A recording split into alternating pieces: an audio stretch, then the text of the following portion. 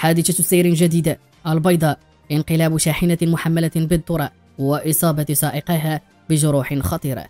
شهدت منطقة عين سبع بمدينة الدار البيضاء يوم الأمس الثلاثاء حادثة سير خطيرة، وأيضا تعود تفاصيل الحادثة إلى انقلاب شاحنة من الحجم الكبير محملة بالذرة على مستوى مضارة مدخل الميناء بالباب 6.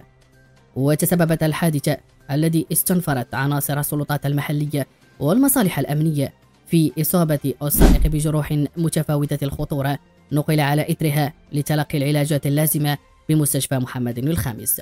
نتمنى الشفاء العاجل لهذا السائق. إلى هنا نصل إلى نهاية هذه النشرة، لا تنسوا الاشتراك في قناتنا والضغط على زر الجرس. قناتنا قناة أمها.